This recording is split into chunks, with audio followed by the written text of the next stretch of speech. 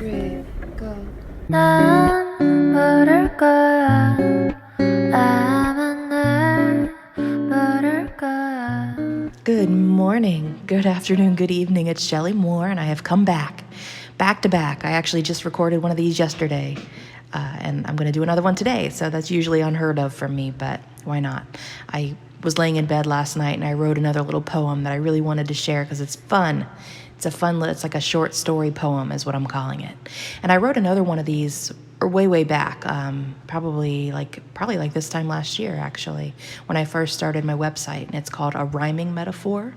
And everybody really loved it. I had actually posted it on my personal Facebook page, and everybody loved it. So it's my favorite thing to do, actually, is write these little short story poems. They're just so much fun, and I love rhyming. It just comes really easily for me for some reason, so I love it, absolutely love it. So if you like it, I would really appreciate if you could either comment or send me a message and let me know, because I would love to continue doing these, quite frankly. So you can check out the other one on my website. It's called A Rhyming Metaphor, and you can find it under the Poems and Poetry tab. I'll probably record it within the next couple of days, actually. But anywho, I'm going to go ahead and get on with this one. I am home with my kids today, so this is just a reminder that these audio books, quote unquote, that I'm making for you are highly unprofessional. So you're probably going to hear my son in the other room playing Fortnite, talking to his friends on his headset, or my dog's barking or whatever. So this short story poem, is called Her Gift of Wrath. And it's written by myself, Shelly Moore, from my website, limitlessstimulus.com. Two storms raged on opposite ends of a world once owned by beasts and men. The waters churned and the skies opened to flood and flush away their sin. The men had raped the land of all her worth, plundering, pillaging, and scorching the earth. They murdered her beasts, their intentions perverse, so she punished them by withholding childbirth. The babes who had already begun growing in womb were miscarried and buried within sacred tombs. Women became barren and prayed to the moon for their menses to reappear and to reappear soon. A single gray hair on the beard of the youngest man caused an entire nation to dance under the moon with their clan. Chanting and drumming, they begged for a divine hand to bestow upon them a fertile woman and man. For 32 seasons they prayed and held hope, until one day an old man pulling a pig with a rope thought he heard the sow whisper, "I don't want to go." "Did you speak?" he replied, and he thought she said no. The old man stumbled and fell into the street. He mumbled something about needing to find a new source of meat. He brushed off his pants and got to his feet. "This day will bring rain," said a bird from its beak. A gray-haired woman and two elderly men all witnessed this black-feathered bird speak the omen. A beast could now be understood by a human. Mother Nature had not accepted their restitution.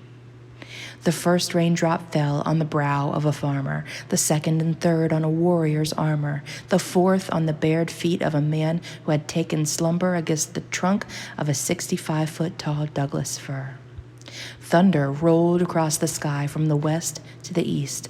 Lightning struck relentlessly as the heavens released. The storm strengthened and split into two fearsome beasts, reclaiming the land and all its inhabitants, living and deceased. The two fearsome storms raged on for 3 years and 10 days, flooding the land, washing it all away. When it seemed all men, women, and beast had been slain, the heavy rains halted, and the skies parted their gray. To reveal the sun once again in her magnificent blue skies, ocean waters began to settle as Mother Nature hushed her cries. The land began to heal, all of which had been compromised, as the sun kissed the earth again and again to fertilize. A green sprout shot up from the side of the mountain. It reached for the sun, and then others joined in. Green grass began to blanket the land once again, and millions of flowers bloomed as Mother Nature grinned. Creatures that had sought refuge within the mountain's protected caves emerged one by one for the next several days. They squinted their eyes, remembering the sun's bright rays, and ran to the fields to frolic and graze. Horses and cows swatted flies with their tails, while the birds, geese, and chickens feasted on snails. Lions, tigers, and leopards pounced on small quail, and in the distance could be heard the singing of whales. Bears foraged for berries, while squirrels gathered acorns and walnuts. Cheetahs rekindled their instincts, and vultures feasted on their prey's guts. Chipmunks stuffed their cheeks, and termites turned down trees into mulch. Every animal took what it needed without ever taking too much. On a mountain in the east, a sound rang out through the air, an unfamiliar rise and fall which caused the beasts to stop and stare. Emerging from a darkened cave came a lovely human pair, and on the woman's hip laughed a babe with golden hair. The babe had barely learned to walk, but it was a babe nonetheless. It drooled and smiled and cried and clung tightly to its mother's dress. The mother had given birth to it while in the cave under duress, a gift from Mother Nature. Indeed, they had been blessed. The beasts trepidatiously made their way up the mountain to the lass. The mother sat the little girl with springy curls down within the soft green grass.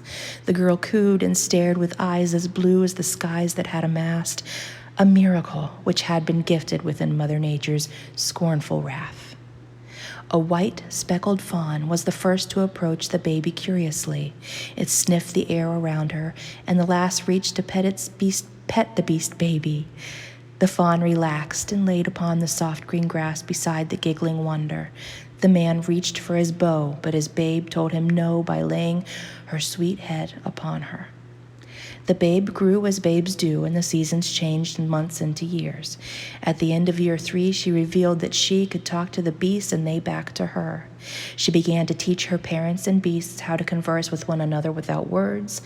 And because of this little girl with springy blonde curls, man and beast learned how to converse.